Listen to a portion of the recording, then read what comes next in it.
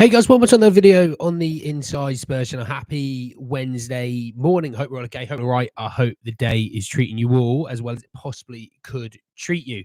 Uh, in this video, you can see by the title and you see by the thumbnail, we were talking about the chat around the investment coming into Spurs and what that may look like. As a bit more of an update on that. We'll be talking about the fan forum and the fallout from the fan forum. And I think the actual release of the footage and you know what the answers were and things like that. I think we're going to be talking about that because it's some interesting stuff really to talk about in that.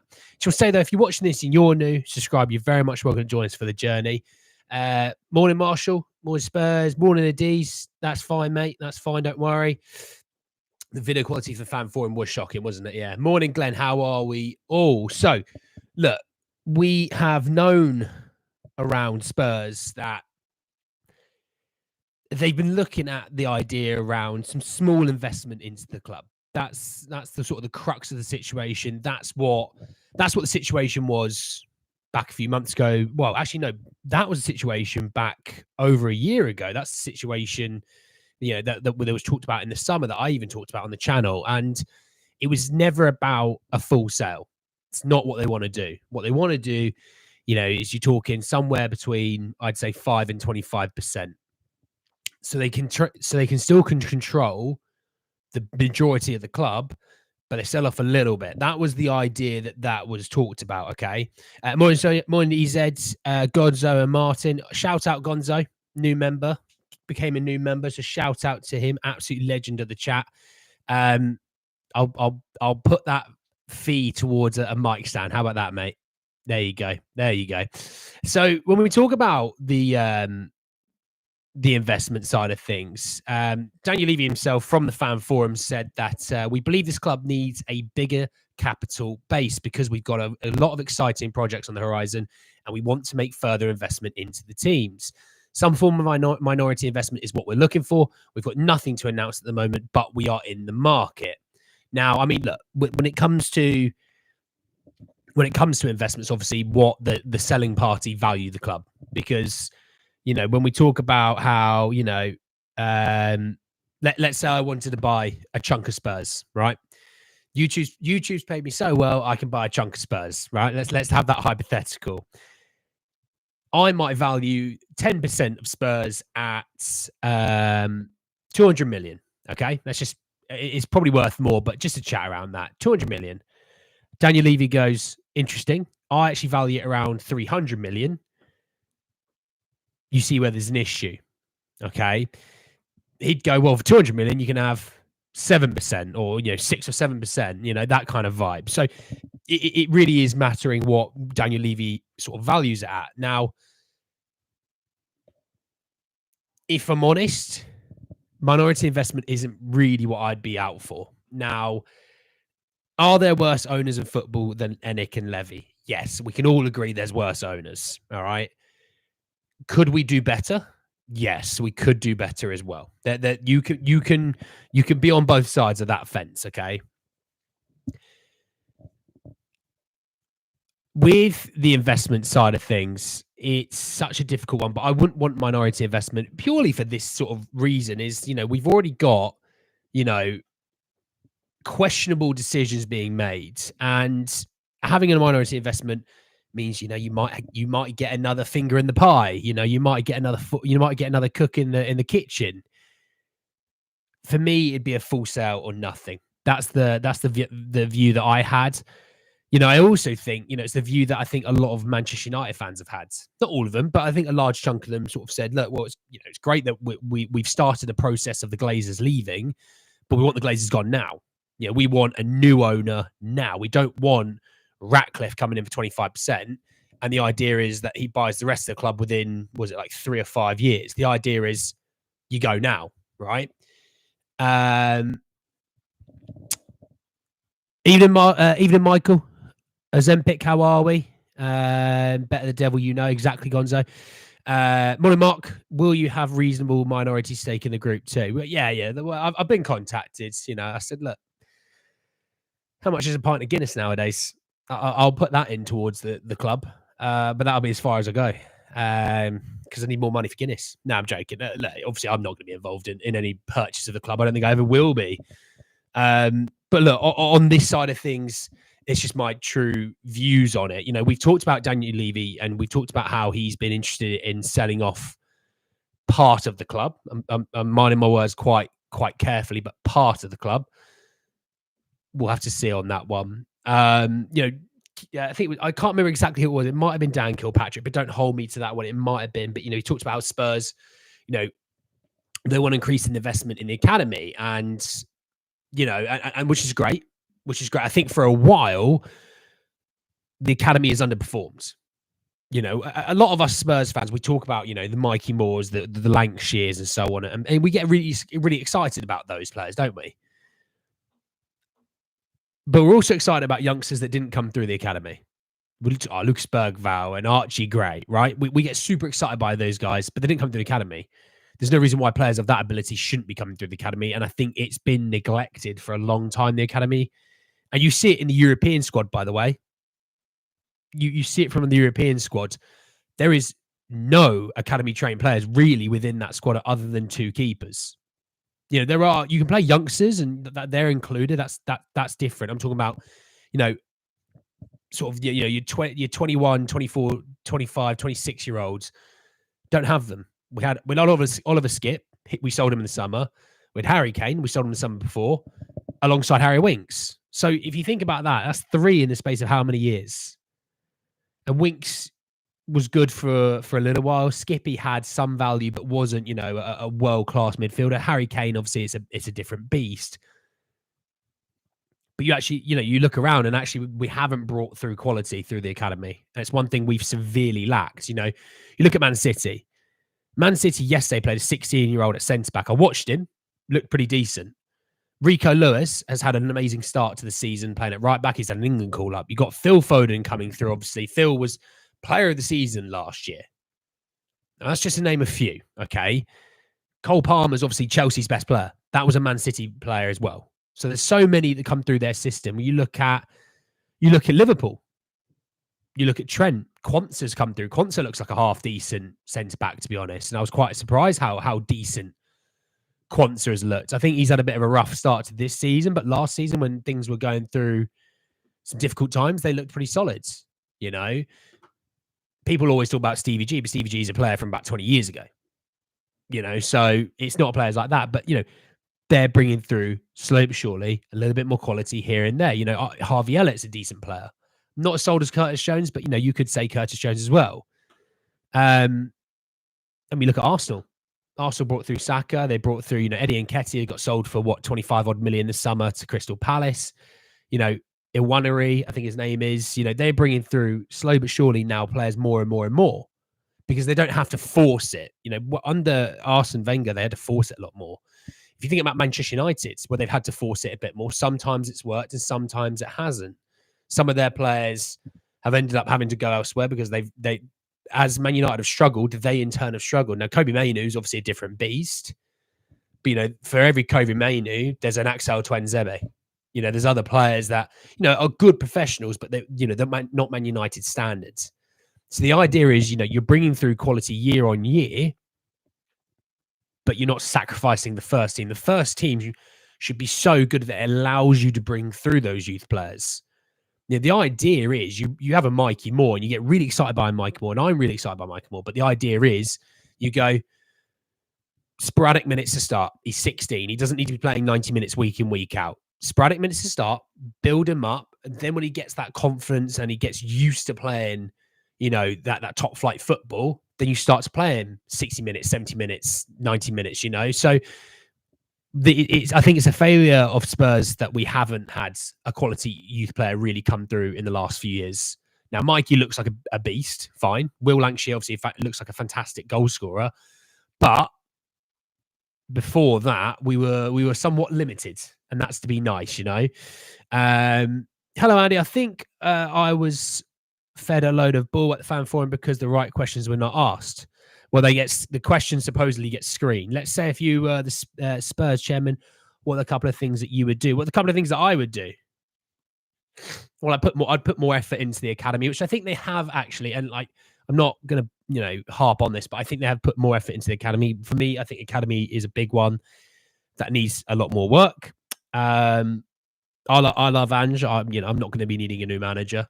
I know a lot of people when they take over, because they want to get their guy in. Ange is still my guy, even if I took over. And I think the key thing in here is still moving off of deadwood that we're not keen on, but replacing with good solid quality. And that that quality can be like your Lucas Bergvall's, Archie Grays, that are your younger players, but there could also be you ready to go players right now, you're 25, 26, 27-year-olds. So still moving off some players that we still need to, bringing in some quality, fully sending it and backing Ange, and working on the youth. And then if you want to do the hotel inside of thing, that sort of thing, if you want to do that on the side, brilliant. Well, I think all Spurs fans would go, building a hotel, you're doing these events, you go-karting, great, as long as the team's doing well. The team hasn't done well for a few years, and that's why there's an issue. Like let's say if we had the Man City success, and then it comes out, oh, we're going to build a hotel, we're doing all these other things. People go, God, look at this. Look at all this money going into the club. Oh, it's amazing. Instead, we're going, look at all this money going into the club, not going into the team. So there you go. Jenny Sancho to you, Man City. Hey, Bazza. Hey, Kieran. How are we both? So yeah, on that side of things, we'll have to keep wait and see on the investment. So moving over to a fair thing surrounding the fan forum. It was a question that I talked about, and I just want to bring it up so I can have to hand, because this is why you got to be careful of everything you listen and hear about on Twitter, because there's a lot of reactionary takes, because you see big Spurs pages that have over 100,000, 200,000 followers putting a small little bit of a quote. They're leaving out key parts of quotes because it's interaction, it's clickbait, it's what gets them the money, because they got the blue tick. That's what gets them the money, is the interactions of making people angry. So you're seeing them all putting out, from Ange Postecoglou, as much as we want success, there is a Spurs way and I won't deviate, right? That was a really small part of his quote. There was about a 35, 40 seconds speech from Ange on what he looks for the future. And he said, I want to win something as much as anyone, even more than anyone. I want to win something, but we got to do it the right way. We've got to do it by playing our football and building. The first things first is getting the football down pat, that the football questionability, the idea is that's where you go and build from. That's the base. The quality of football, having great quality of football, that was always what the first step was. Makes sense. I don't think anyone could disagree about that. No one's going to be sitting there going, actually, the first things first is should be winning the Premier League. It's like, great. Okay, so you're skipping about a 10-month window there. Good to see. Obviously, absolutely bonkers, but it's good to see. The idea was we correct our style of play, we get better at our style of play, and we develop. And he said, there's going to be bumps. There was always going to be bumps. There was always going to be difficult times. And I've we all expected that. I think it was the first season under a new manager. We've just sold our best player for the last however many decades. England captain, the best striker in the world, in my opinion. Changing a whole ethos of football, changing a whole club. The idea was, can we just build that and can we improve? Right? Which obviously the style of play changed. We went from playing some of the worst football that I've ever seen, that I'd rather stick forks in my eyes, to playing some good football. That's what a lot of Spurs fans' first things they wanted was, can you just play some nice football? Like, I hated watching Conte and Mourinho football. I genuinely did not want to watch any of those games. That's how bad it was at times. We'd be at home to like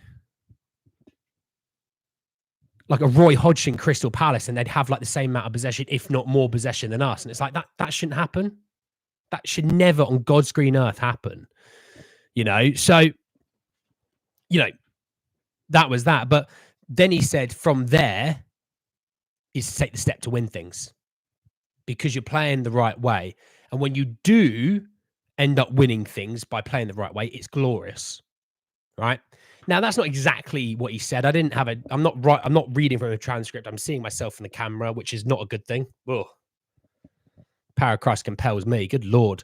But that's pretty much the messaging behind it. So yes, there's things Spurs can still work on. We're not a perfect thing, but we're also a year into this new era. A year. So for the people that are expecting this, I love the energy you bring. I absolutely do. I love that you think you expect the best from Spurs. I love that. I love that energy. Don't lose that energy, by the way. Don't like let me or anyone poo-poo that idea. I love the energy. But for the people that go, this is what I expect. Look at Arsenal, look at Man City, look at Liverpool. The only thing I want you to genuinely ask yourself and just have a think about is where they were after the first year. In there, this is where they are right now with the manager. Maybe not Liverpool with Slot. That's not a fair one, but Liverpool with Klopp. And obviously Pep with Man City, which is it always feels like a hard one to try and actually compare because obviously it's Man City. It's Pep. Pep was probably the best manager in the world at the time. But we'll do it anyway for context reasons. And just look at them at the start of their second season. That's all. Don't compare us to them now. We're a year in. I mean, other than Liverpool, who they've had players there for however many years. The idea is you don't compare us to them now. Compare us to where they were, and then see the trajectory that each team was on. You know, for Arsenal, it was a lot of plateauing in sort of towards the mid-table. You know, for City, obviously City's like up here. It's Man City. Like, you know what I mean? I think even on their worst day, they beat 99.9% of football teams, you know?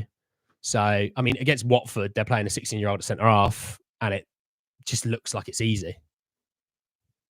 They didn't even play a striker yesterday, and it looked easy, you know? It's mental what they have. Like, I appreciate that. Martin, what is the Spurs way? Spurs way has always been about playing great football. Is it not? You know, people twerk still about the Poch era.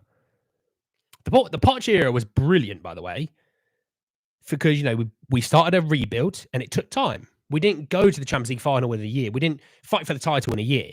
It took time. Now, towards the end, obviously, it was a little bit rocky and a little bit ropey, but it still took time. And we stuck by Poch and we gave him the benefit of doubts on decisions, and we backed him. I think that's, you know, if people that don't like Ange, you know, were twerking for Poch, the only thing I'd say is just give Ange the benefit of doubt you'd give a Poch. If I came into your job and I was like, look, I've given you a hell of a job, you're thinking, oh, go on, Andy, give me that job. Let me give me that money. Let's do this. I go, great.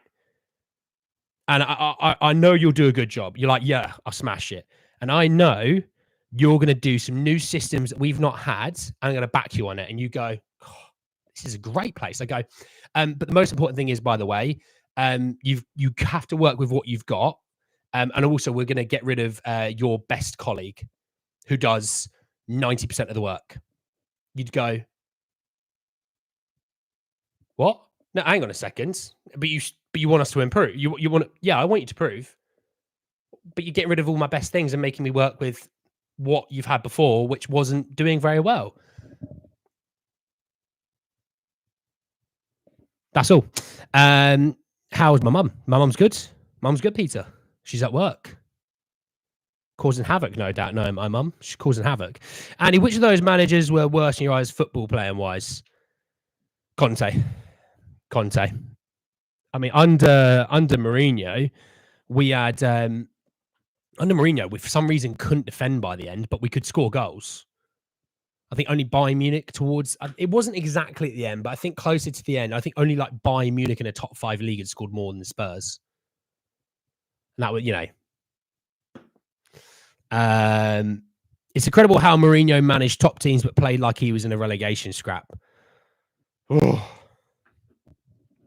I couldn't do it. I won't lie to you guys. I just couldn't do it towards the end. It was, it was painful. I won't lie. It was painful. It was a miserable time watching Spurs, you know, but hey, that's in the past. That is in the past. 10-game unbeaten run, call it now. Give me props later. we will hold you to that list. And if we get a 10-game unbeaten run, we will be happy. Hi, Andy. Is there a left back in the academy that could step up? Probably Mason King, no doubt. Because you think Abbott was playing there in pre-season. He's at Notts County. Having a really good time, but he was at Notts County. Jamie Donnelly at Leyton Orient. Probably Mason King. I think he played the other night, didn't he? I think Dorrington was back. Good to see Dorrington back, by the way. I do like Alfie Dorrington. Good to see him back. But I think, Mason King was back. Ooh. Poch went ages without signing because stadium build. He even made Sissoko into a pretty decent player. Oh, I'll tell you what, those days of Musa Sissoko absolutely shredding teams, it feels unrivaled. That man was just for a season, absolutely bonkers. 30 million though was always a mental deal. And then we played him right mid, which was always really weird. West Conqueror and Van Gogh, busy mate, busy. They'll probably watch it back and throw me some abuse, but they're busy. You know, they can't always be here. Can't always be here, can they? So look, we'll see on how things develop under Ange and the lads coming forward. Now, obviously, there's a serious situation where there's a serious situation. There's a hair on my mic. Excuse me. Look, a serious situation where obviously, people are worried about the league form, and I get that. Sitting in mid-table, we aren't sitting top where we were last season. I do get people's maybe anxiety is maybe the word I'd go for in that. I always call it heebie-jeebies. I can understand why people maybe have that. Let's just hold up and see. It's so early in the season. I always say, don't look at the league table until about November.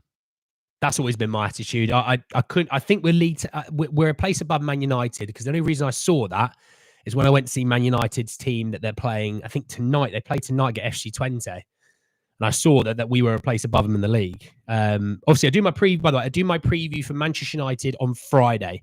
That will be when the preview happens. Obviously, we play on Sunday, so 2 days ahead of schedule. I will be doing that. Obviously, we play tomorrow. Not playing tonight. We play what is it with this absolute mental situation where it's like Champions Leagues on Thursdays and Europa Leagues on like Wednesday? What is it? Get it back to where it used to be. Europa League's a Thursday, Champions League Tuesday, Wednesday. I don't know what utter woke nonsense. You know what I mean? But look, what I would say is obviously, hopefully, review will happen on the Friday as well to give you a heads up. But yeah.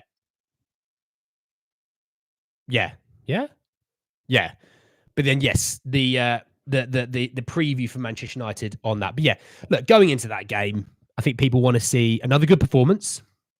First and foremost, we want to see a good performance. Obviously, I think genuinely, having played them last season at Old Trafford, if you play something similar to that with a healthier team, obviously as long as we get through tomorrow unscathed, but a healthier team, you'd be sitting there going, actually, we feel a bit more confident this time around that our current number 6 was playing our number 10 role. Our number 8 is now playing over in Leicester. I couldn't tell you who our 6 was on the day. Was it Biss? I can't remember. I can't remember who was playing the 6 that day. But yeah, Ben Score was our 10. And he's our 6 now. So make it that what you need. Remember Moussa Dembele? I would never forget about Moussa Dembele. Do you know how many goals Spurs scored under Jose? Not off the top of my head, mate. I can Google it. How many goals? Typing one-handed is a problem for me. How many goals did Spurs? Oh, here we go. Score under Jose. See if it comes up. Here we go.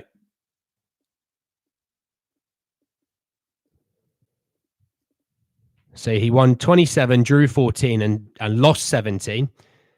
He had just over a 51% win ratio, which is interesting. Just does want to tell me the goals scored. Interesting.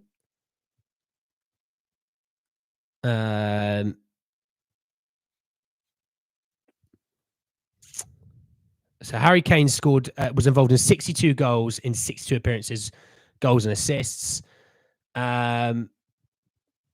It just doesn't say.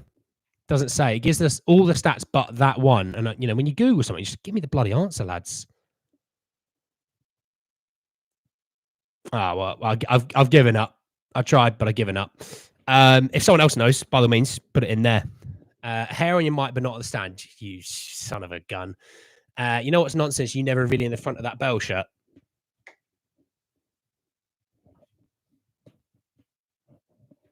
By the way, you can tell it's real. Yeah, you can tell it's real. But yeah, and you can tell the numbers frayed on the back from all the usage. It used to be like really baggy on me that I used to like turn up the arms, and now it looks like I wear a medium. Mourinho was the worst call Levy ever did. Could you not say that might have been Nuno?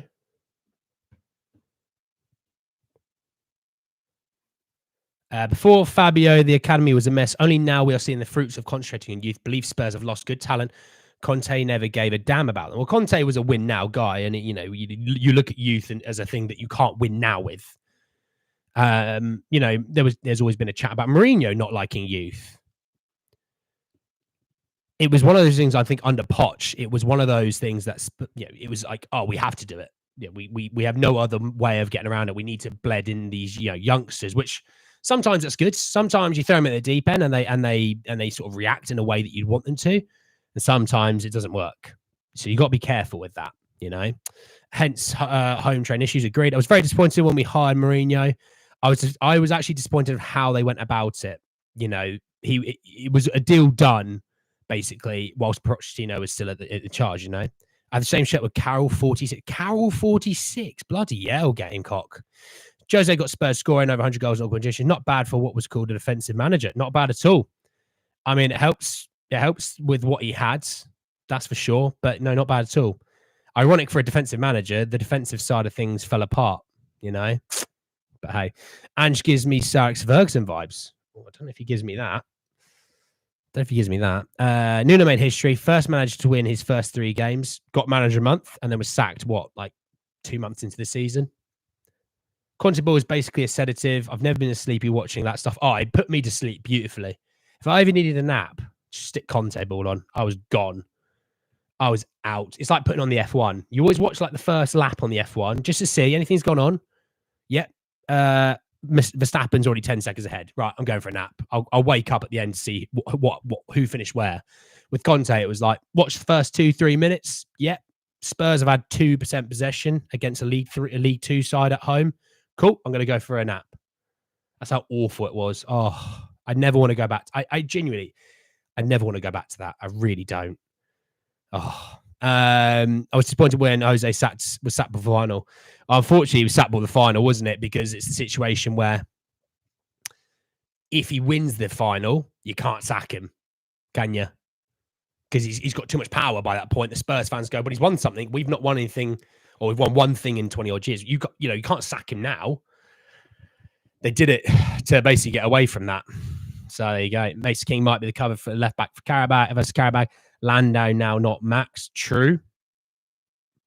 But as long as Lando doesn't start on pole. Because if he starts on pole, his conversion rate is not very good. Imagine if we have Gattuso as a DM. Well, we'd be down to 10 men most games. I think he'd kill people. But there you go. Anyway, thank you so much for joining me this morning. Obviously, talking investment, talking about the fan forum. Hopefully that clears up maybe a few concerns that you may have. But let me know. Obviously, let me know in the comments down below your thoughts and views around those items. Obviously, if you've been watching this live and then you go, I've got something to say, actually. I think of something else. Put it in the comments. We'll have a chat in the comments as well. Enjoy the rest of your mornings. You've got 10 minutes left for it in the UK time. Enjoy the rest of your mornings. Enjoy your evenings. Enjoy your afternoons, wherever you are in the world. Gons, enjoy your evening, my friend. Look after yourselves, and we'll speak very, very soon more about Spurs. Take care, everyone. Peace.